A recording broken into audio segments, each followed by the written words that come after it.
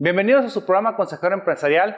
Continuamos con las pláticas COEM sobre BEPS y otros dos temas de sumo interés para usted, empresario. No se retire.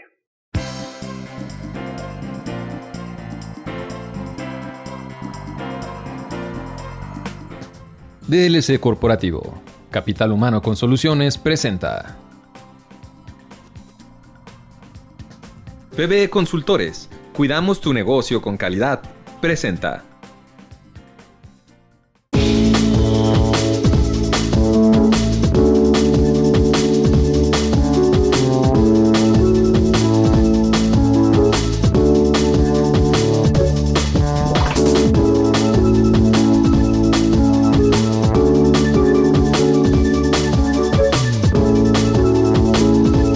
Comenzando con su programa Consejero Empresarial, dando seguimiento a las pláticas COEM con el tema BEPS, ahora hablaremos del Plan de Acción número 7 que la OCDE nos está proporcionando como recomendación. Y para esto continuamos invitando al maestro Jorge Caloca. Hola, buenas tardes. Muchas gracias por estar nuevamente con nosotros, maestro. Y bueno, hablemos de este Plan de Acción número 7 que trata de los establecimientos permanentes. Y comencemos con su definición. ¿Qué es un establecimiento permanente? Bueno, un establecimiento permanente es aquel lugar fijo de negocios en donde se realizan de una forma, ya sea parcial o total, una actividad empresarial. Y bueno, las actividades empresariales son aquellas actividades comerciales, industriales, ganaderas, silvícolas, piscícolas. Y bueno, esos son básicamente por lugar fijo de negocios. También se puede generar un establecimiento permanente por estar desarrollando una actividad económica a través de un agente dependiente o de un agente independiente, pero que está actuando fuera del curso normal de su actividad. Y bueno, este tema pues obviamente el establecimiento permanente nos va a fijar el lugar de tributación. ¿Qué es lo que está sucediendo en el entorno? Y pues si tenemos algún ejemplo que pueda platicar de cómo se está haciendo el abuso de los tratados para poder no ser o no tener un establecimiento permanente. Claro, por supuesto que sí.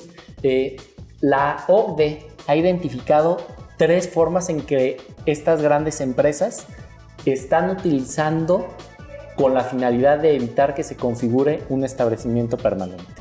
La primera de ellas es a través de la utilización de comisionistas, es decir, yo no actúo directamente en un país, sino que a través de un comisionista, esta persona va a estar vendiendo mis productos, pero no va a concretar la operación como tal, sino que me va a remitir el contrato para que yo dé la aprobación final y de esa manera evito el tener un establecimiento permanente. La segunda de ellas es a través de fragmentar mis operaciones. Lo que hago es que de mi operación normal, mi supply chain, lo que hago es que la fragmento de tal forma que tengo una operación que se encarga de la venta, una empresa que se encarga del transporte, otra que se encarga del almacenaje, y de esta manera también estoy evitando la configuración del establecimiento permanente en ese país.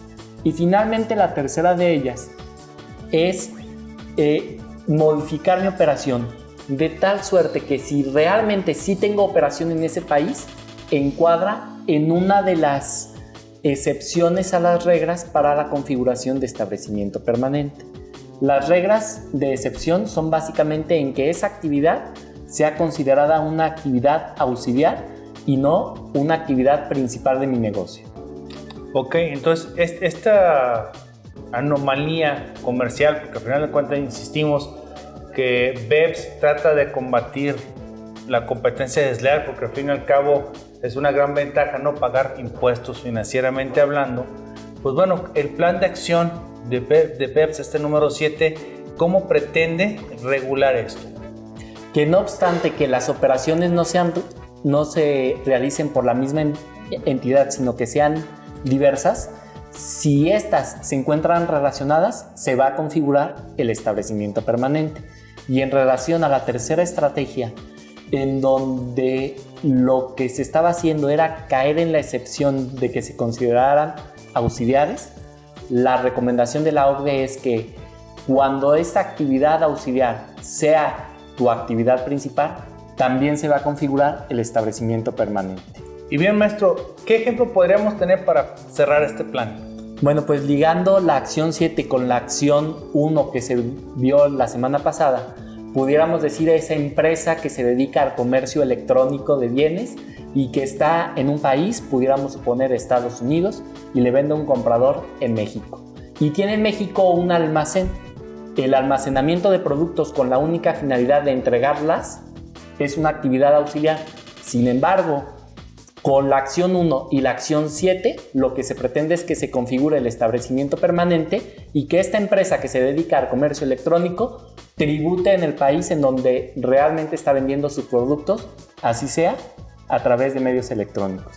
Maestro, muchas gracias por estar nuevamente aquí con nosotros, siguiendo con las pláticas COEM. La siguiente semana hablaremos de otro plan más de acción por parte de la OCDE a través de BEPS. No se retiren, que el programa continúa. En todo lugar, en todo momento, Eximex te acompaña. Nuestra nueva app JobSearch permite a los usuarios de dispositivos móviles disfrutar todas las prestaciones y servicios de nuestra empresa. Aplica los exámenes, revisa las vacantes y sube tu currículum. Eximex JobSearch. Si buscas trabajo, tu mejor herramienta. Grupo Cinec, innovación en el desarrollo humano. En un mundo globalizado en el que se busca solidez para alcanzar sus objetivos, es necesario contar con grandes equipos de trabajo para obtener soluciones.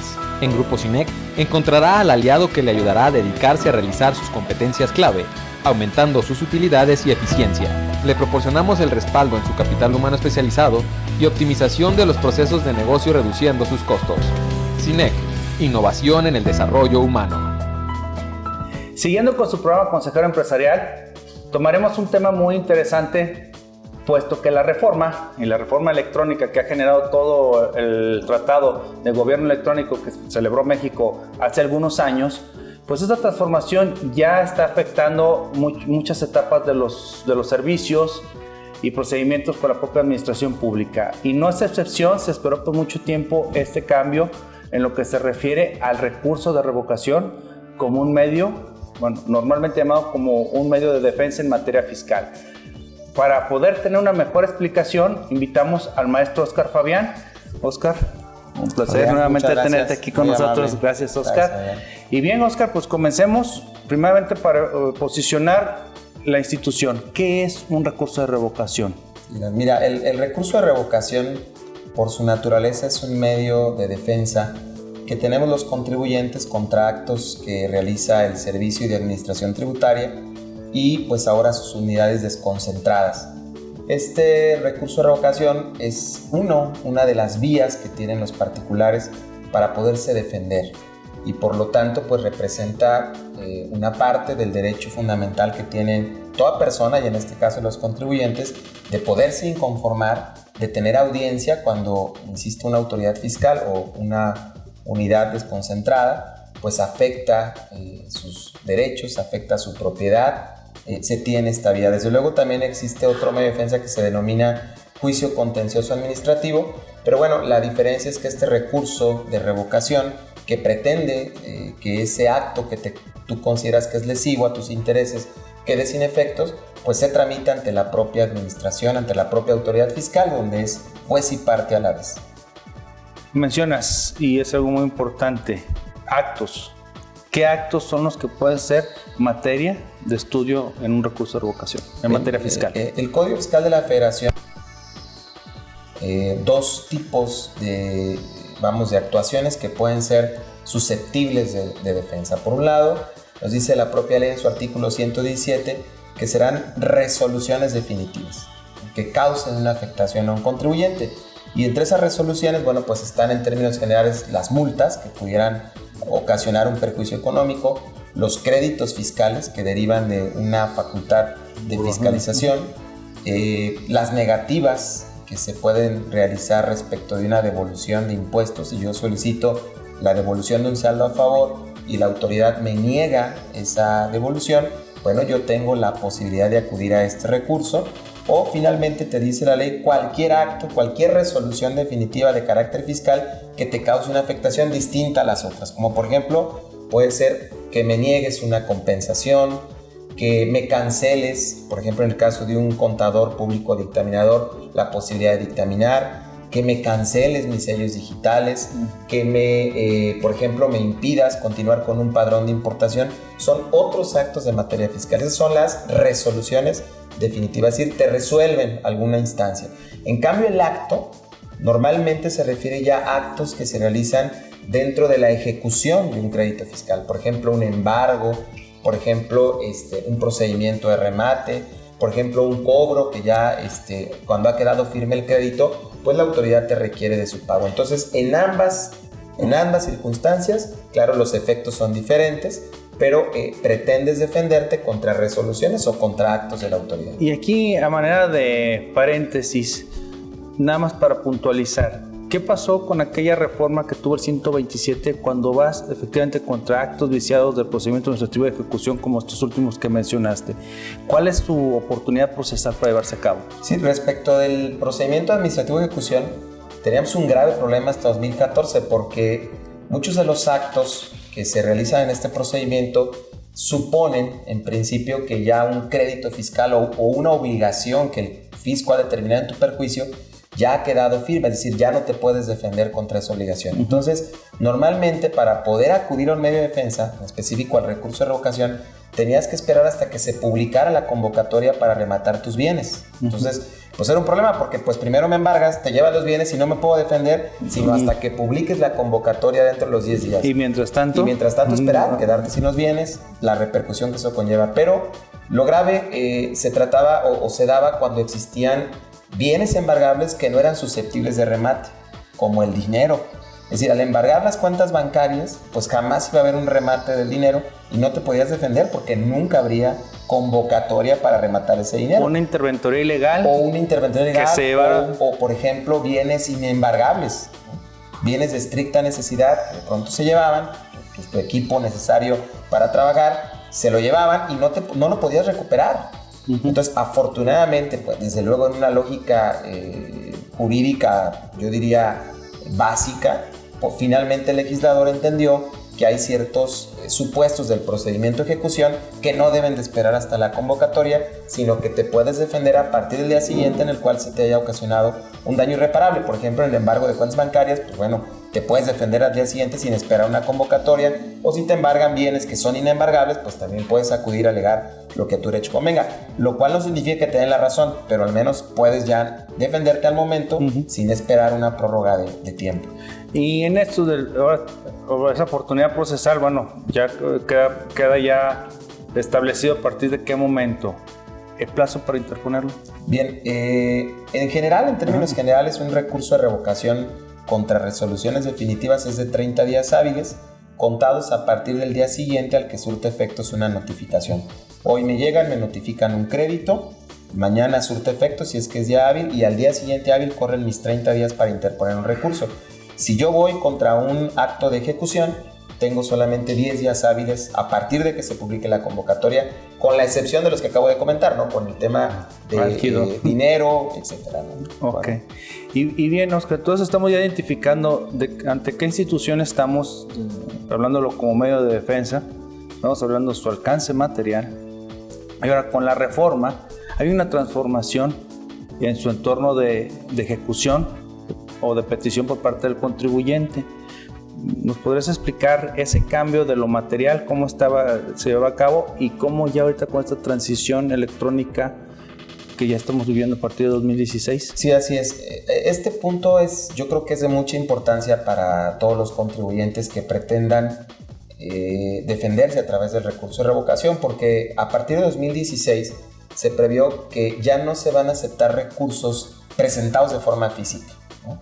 En principio, y evidentemente tendrás que realizar esta presentación a través de tu buzón tributario, y hay una aplicación específica dentro de la propia página del SAT donde tú tienes la posibilidad de realizar o de llevar adelante una serie de pasos para interponer tu recurso de revocación de forma electrónica. Entonces, físicamente ya no serán aceptados los recursos, salvo que hubieses presentado antes del 31 de diciembre, bueno, en este caso antes del 18 de diciembre, que fue el último día que trabajó la administración, pues se tramitarán de forma física hasta su conclusión. Pero a partir del 2 de enero, todos los recursos se presentarán por la vía del buzón tributario. En principio, a mí me parece que es una reforma positiva, una inclusión ya, una operación positiva, porque facilita la interposición del recurso. Desde la comodidad de tu casa, pues tendrás la posibilidad de presentarlo. Tiene muchos riesgos, es decir, tiene riesgos ¿en qué sentido? Que no funcione la página del SAT, y sobre todo un riesgo latente que hay que tener mucho cuidado es que no tengas las aplicaciones suficientes en tu ordenador para que pueda aceptarse los envíos de los archivos. Y si esto es el último día, pues vas a tener un grave problema de que no se admita tu recurso. Tu salvador va a ser un ingeniero en sistemas. Un ingeniero en sistemas, efectivamente. Y bueno, existe un tema que sí quisiera con concluir, porque es un problema que vimos aquí en Jalisco, lo platicábamos con el maestro Alfonso Fabián, tu hermano, en cápsulas anteriores. ¿Qué pasa aquí en las entidades cuando actúan como entidades fiscales coordinadas que aún no tienen esa adaptación a la plataforma del SAT? Emite una resolución la Dirección de Auditoría Fiscal del Estado de Jalisco. ¿Qué pasa? Sí, mira, recientemente en diciembre precisamente del 2015, el administrador, ahora llamado general desconcentrado jurídico, explicó precisamente en conjunto inclusive con las autoridades fiscales del Estado, que mientras estas autoridades fiscales de los estados no tengan la plataforma necesaria para ingresar un recurso a través del buzón tributario, tendrán que seguir recepcionándolo de manera física, evidentemente en tratándose de impuestos coordinados. Entonces, mientras no haya un acuerdo por parte de las secretarías de finanzas estatales, tendremos que seguirlos presentando de forma física, porque pues si tú lo haces de manera electrónica, evidentemente el propio SAT remitirá para que lo resuelva la Secretaría de Finanzas Estatal y lo haga de manera física, si lo hace a través del buzón tributario. Bien, entonces, ¿a qué estaremos a expensas? A un comunicado, pero ¿cómo nos podríamos enterar? Bueno, evidentemente tendrá que publicarse en la página del SAT, comunicando que ya las administraciones locales, las secretarías de finanzas estatales ya tienen la plataforma necesaria, o bien, que se me ocurre lo que sería lo más sencillo, es que el propio SAT abra un espacio, un icono dentro de su página de internet donde tú puedas subir los recursos estatales y ya dirimirlos o dirigirlos a la entidad estatal. Creo que será lo más sencillo para que todos tengamos comunicación. Sí, hay que siempre tomar en cuenta que realmente la reforma electrónica, pues sí, hay efectos que nos causan susto y disgusto, pero en lo general va hacia una mejora competitiva como país. Claro, mucha mayor comodidad. Pues esperemos una actuación sana de la autoridad. Maestro, como siempre, un honor y un gusto tenerlo aquí con nosotros. Muy amable, gracias a ustedes. Gracias a ustedes. Bien, no se despegue, continuamos. En todo lugar, en todo momento, Eximex te acompaña. Nuestra nueva app JobSearch permite a los usuarios de dispositivos móviles disfrutar todas las prestaciones y servicios de nuestra empresa. Aplica los exámenes, revisa las vacantes y sube tu currículum. Eximex JobSearch. Si buscas trabajo, tu mejor herramienta. Grupo SINEC, innovación en el desarrollo humano. En un mundo globalizado en el que se busca solidez para alcanzar sus objetivos, es necesario contar con grandes equipos de trabajo para obtener soluciones. En Grupo SINEC encontrará al aliado que le ayudará a dedicarse a realizar sus competencias clave, aumentando sus utilidades y eficiencia. Le proporcionamos el respaldo en su capital humano especializado y optimización de los procesos de negocio reduciendo sus costos. SINEC, innovación en el desarrollo humano. De regreso en su programa Consejero Empresarial, hoy con un tema muy importante. Deja a un lado lo jurídico y se enfoca al factor humano sobre la competencia. Más aún cuando en momentos de crisis como la actual, que se vislumbra y se anuncia por nuestro propio gobierno que viene a más, pues viene la necesidad de ser creativo, desarrollar nuevos proyectos, inventos que te pongan en ventaja de la competencia y en los ojos y en las manos de tus potenciales clientes. Pero no nada más es al estilo mexicano de primero aviento y después averiguo. Para una orientación en esta parte, traemos a nuestro experto en propiedad intelectual, que es el maestro Ricardo Rodríguez. Adrián, muchas gracias. Bueno, pues Richie, pues vamos comenzando con el tema. De verdad, somos impulsivos, emotivos, emocionales los mexicanos, y a veces no somos tan reflexivos. Entonces quisiera que nos dieras una recomendación de cómo canalizar ese sentido creativo o esa inventiva. Así es. Para enfocarnos en lo que sabemos. Mira, definitivamente el mexicano es muy creativo, pero no solamente es un tema de creatividad. Es un proceso en el cual la persona que va a crear algo tiene que tener conciencia, cuando menos de estos tres factores. Y algo hermoso de nuestra profesión, o al menos de la mía, que es lo que es propiedad intelectual, es que te das cuenta con el tiempo lo que funciona y lo que no funciona. Y bueno, a partir de esto quiero recomendarles estos 3 pasos, ¿no? El primero tiene que ver con expertise. El expertise tiene que ver con una maestría, con una sintonización, con una forma de conocer perfectamente y a profundidad tu tema. Porque muchas veces se cree que de pronto uno se va involucrando en un tema y se le ocurren cosas, y por el simple hecho de que se te ocurre crees que no existe. Y no, realmente los inventos o los procesos o las creaciones más importantes vienen de gente que conocen su industria de detalle, que conocen algún tipo de forma o materia, pero a profundidad.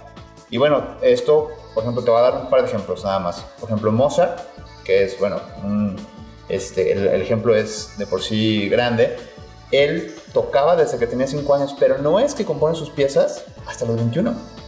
Fueron 15 años en el que él realmente no compuso. Él tocaba y era muy bueno, pero hasta los 21 años, después de 15 años de práctica, él empieza a componer piezas realmente buenas. Otro ejemplo de esto, también por ejemplo en el tema musical, son los Beatles. Los Beatles estuvieron juntos 5 o 6 años tocando en Hamburgo, en Alemania, y es después de esa etapa que estaban en bares, en antros, que empiezan a ser un grupo renombrado y empiezan a componer cosas interesantes, ¿no? Entonces, la primera fase es lo que muchos autores dicen las 10.000 horas, la regla de las 10.000 horas, que es conocer un tema a total profundidad. El segundo... Aquí nada más, Richie, es que debemos dejar en claro, porque siento me quedé con una reflexión. Pues esas 10.000 horas es tanto académico como de vida. Claro.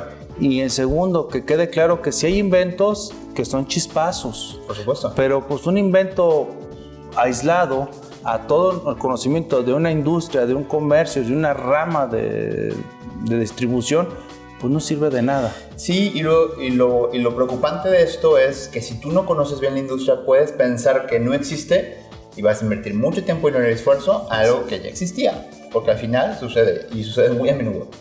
Y bien, siguiente recomendación. La siguiente recomendación es la observación.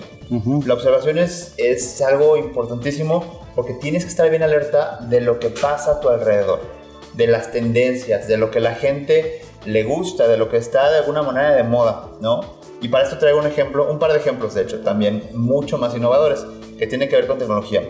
Por ejemplo, Twitter, la herramienta que nosotros usamos, que es microblogging, como se llama, sucedió a través de un par de amigos que habían trabajado en Google.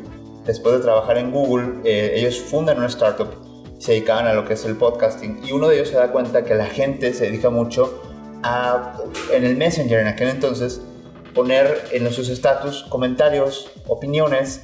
Entonces empieza a dar cuenta que a la gente le gusta hacer microblogging. A partir de ellos fundan Twitter, porque se da cuenta que a la gente le gusta eso y que no tiene dónde hacerlo.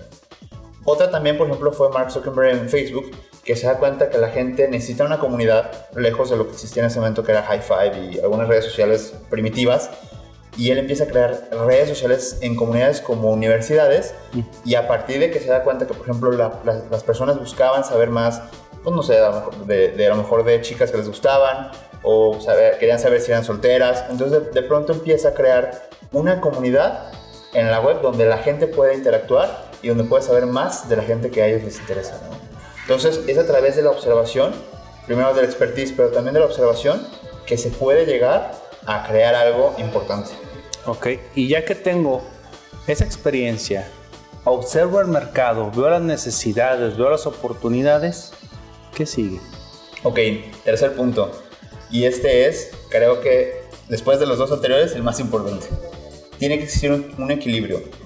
Y el equilibrio tiene que ver con un equilibrio entre la eficiencia, una gran idea, y la belleza o la arquitectura, que sea realmente algo que a la gente le guste. No nomás que sea eficiente, sino que tiene que tener un consenso, una equidad entre esos dos factores, ¿no? Y esto nos damos cuenta, por ejemplo, con lo que hizo Steve Jobs con Apple. Computadoras había, sistemas operativos, IBM, Windows, Linux, todos. Y todos son extremadamente eficientes. Pero cuando Steve Jobs le mete esa belleza a sus productos, la gente los usa. Y esto ha sido una tendencia durante los últimos años. ¿Por qué? Porque tenemos que tener o sea, no solamente tiene que servir bien, sino que tiene que verse bien y sentirse bien. Fíjate que me recuerda a precisamente que mencionas a Apple, a su evangelizador de su marca, Guy Kawasaki, en algunas conferencias él refiere una gráfica donde la primera línea se refiere a la aplicabilidad y demanda que puede tener el producto, y la línea de abajo se refiere al éxito económico o de efectividad hacia el mercado. Entonces, si tú tienes una idea que queda inservible y nadie la demanda, está en el punto cero. Puedes tener una idea muy buena, pero a nadie le va a interesar, entonces no va a escalar. Entonces a lo mejor tiene eficiencia, pero no tuvo la posibilidad de posicionarse. Claro.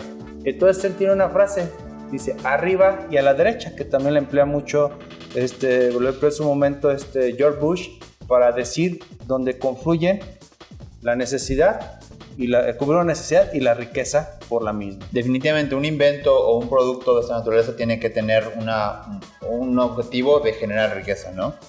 Y a partir de esto es algo que les comparto, es algo que definitivamente por la experiencia que he tenido en este ramo, y la verdad es que después de ver muchos inventos, muchos inventores, pues te queda claro que esos son los 3 factores fundamentales. Y nada, una recomendación para cerrar esto. Bueno, obviamente que en el momento que llegues a este punto medular, que llegues a inventar algo, protéjanlo, porque realmente es muy frustrante que después de muchos años, mucho esfuerzo, mucho expertise y proyectos que realmente valen la pena, se pierdan porque hay empresas más grandes, y eso es obvio. O sea, obviamente, si tú haces algo que vale la pena, la empresa más grande, que tiene más poder adquisitivo, que tiene más expertise, que tiene más forma de distribución, lo puede replicar. Entonces, la única forma de que no lo repliquen, o que al menos tengan impedimentos para hacerlo, es la propiedad intelectual, ya sean patentes, ya sean marcas, ya sean diseños, ¿no? Entonces hay que protegerlo.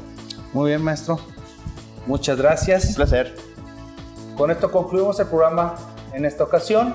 Recuerde darnos un like o suscríbase a nuestro canal en YouTube como Consejero Empresarial TV o Cohen TV. Nos vemos en la próxima.